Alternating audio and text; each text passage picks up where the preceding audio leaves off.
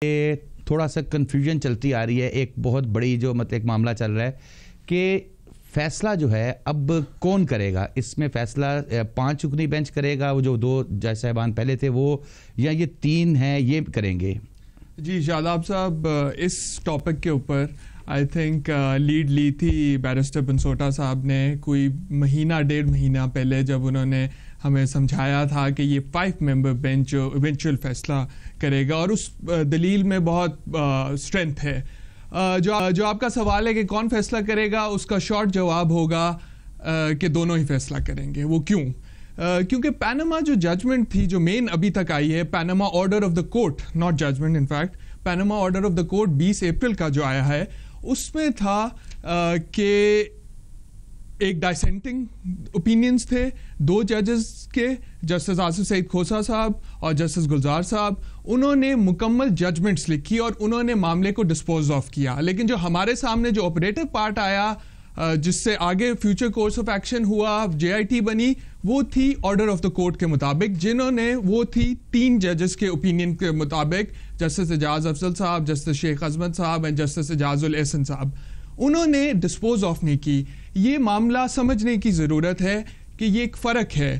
عدالت کسی بھی معاملے کو, پٹیشن کو کس طریقے سے وہ معاملے کو اختتام پہ پہنچتی ہے, یا تو ایکسیپٹ ہو جاتی ہے پٹیشن, یا ریجیکٹ ہو جاتی ہے, یا ڈسپوز آف ہو جاتی ہے. جہاں ان تینوں کنکلوژنس پہ پہنچے, ایکسیپٹنس, ریجیکشن اور ڈسپوزل, تو ایک فائنل ججمنٹ آتی ہے. لیکن جہاں ایک کوئی اس کنکلوژن پہ نہ پہنچے اور معاملہ ابھی تک چل رہا ہو, تو پھر انٹرم آرڈر تصور کیا جائے گا. تو آرڈر آف دا کورٹ کو اگر ہم دیکھیں تو that was an interim order, not the judgment of the court. اگر ہم ملٹری کورٹس میں دیکھیں, ملٹری کورٹس والی ججمنٹ میں دیکھیں, ہم انور سیف اللہ والے کیس میں دیکھیں, بہت ساری ججمنٹس کا حوالہ دیا جا سکتا ہے, لیکن میں 2 ججمنٹس کا حوالہ دے رہا ہوں جدھر ڈائسینٹنگ نوٹس بھی تھے.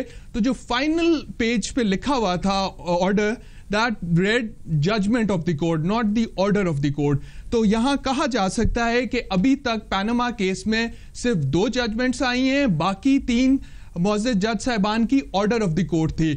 ان کا ڈسپیوٹ آپس میں, جو ان کا ڈفرنس آف اوپینین تھا, وہ JIT پہ تھا.